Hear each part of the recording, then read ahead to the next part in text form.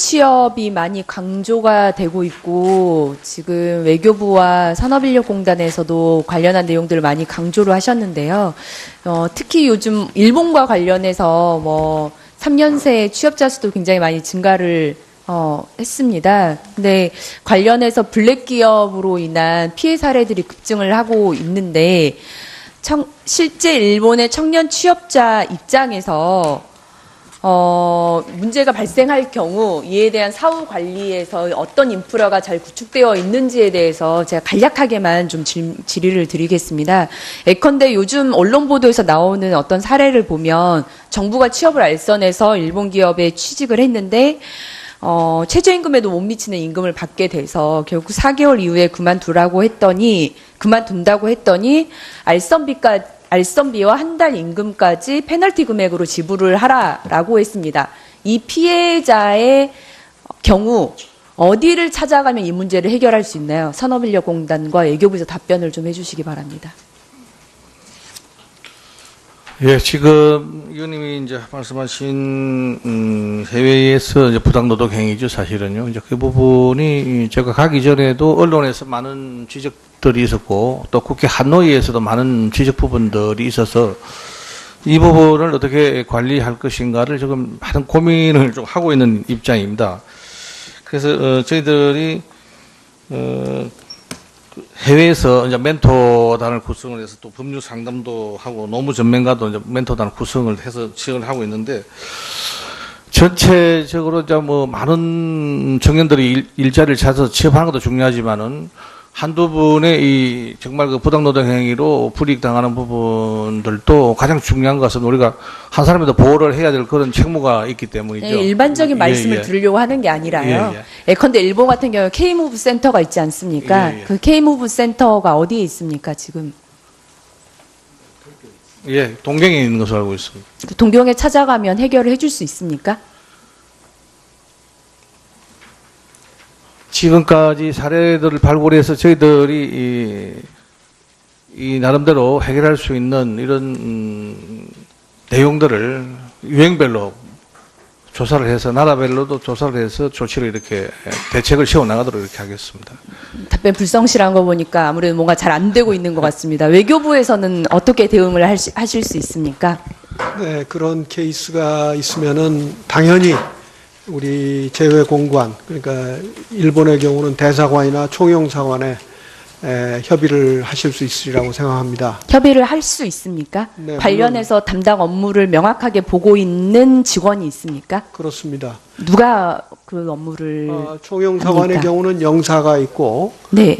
대사관의 경우는 경제 담당 참사관 공사들이 있다고 생각을 합니다. 그래서 불법 행위가 발견이 되면은 일본 정부와 그 일본 정부에 협의를 해가지고 불법 행위의 시정 조치 또 그에 따른 그 일본 정부의 조치를 촉구하고 그렇게 해야 된다고 생각합니다. 또 그렇게 하고 있습니다. 그 재해공관에서 제가 알기로는 그 일본 재해공관 쪽의 민원 접수 사례가 한 건 정도밖에 되지 않는다고 하는데 실제 피해 사례와는 많이 다른 것 같습니다. 그러니까 예컨대 내가 피해 청년이라 하더라도 재해공관에 찾아가면 해결을 볼 수 있을지에 대해서 막막한 느낌이 들기 때문에 아예 민원 접수를 안 하거나 그냥 그 피해를 당할 뿐 신고하지 못하는 거라는 생각이 드는 거거든요.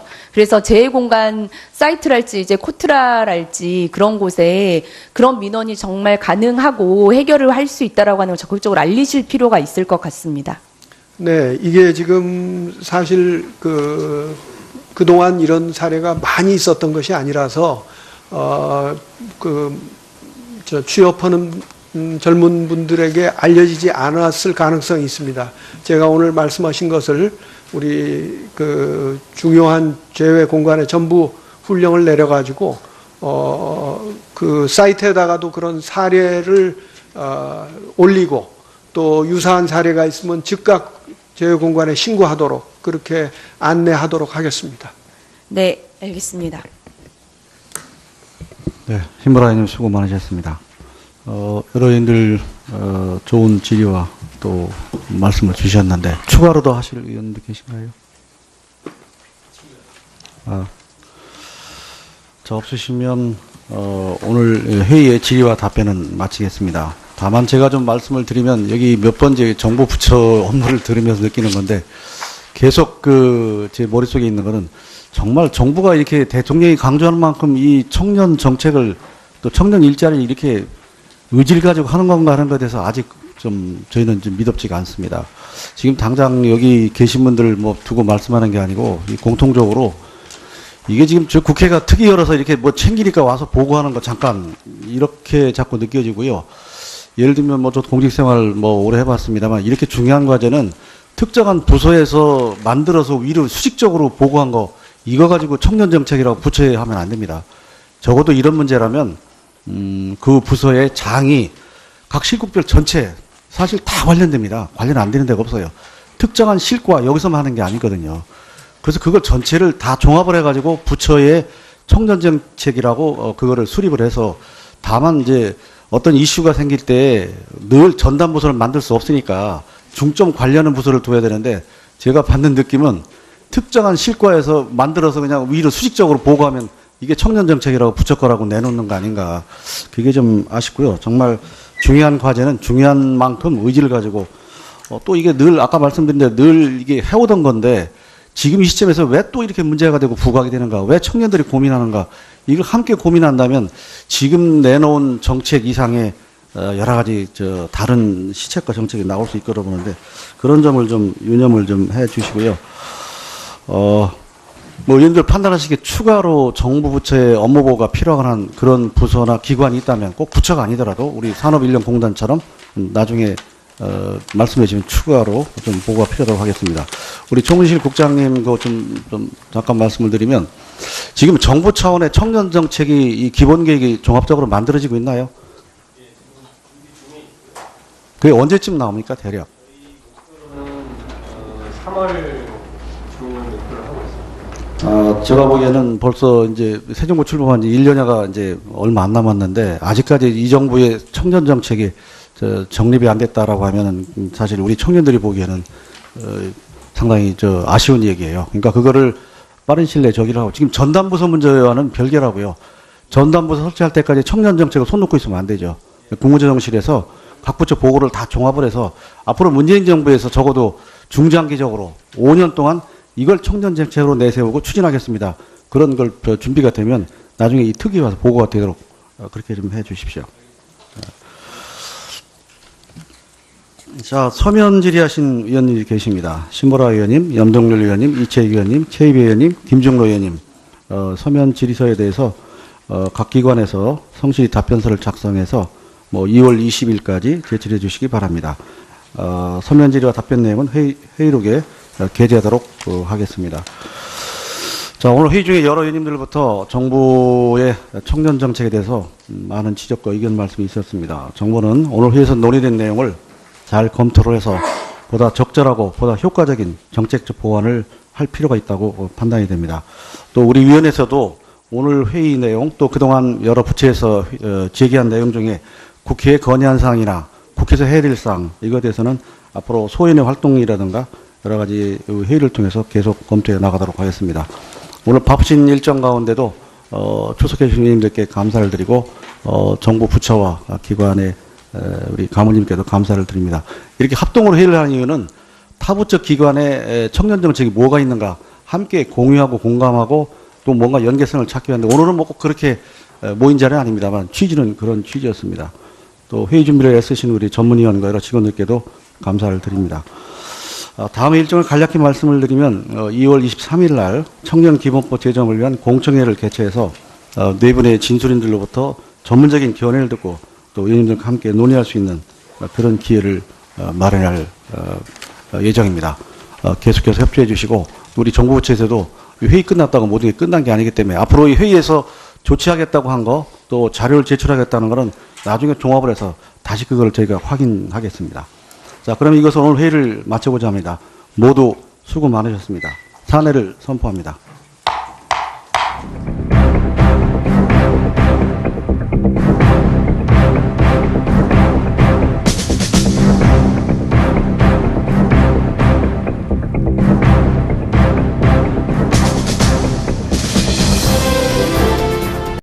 그 중요한 재외 공간에 전부 훈령을 내려가지고 그 사이트에다가도 그런 사례를 올리고 또 유사한 사례가 있으면 즉각 재외 공간에 신고하도록 그렇게 안내하도록 하겠습니다. 네, 알겠습니다. 네, 힘보라 의원님 수고 많으셨습니다.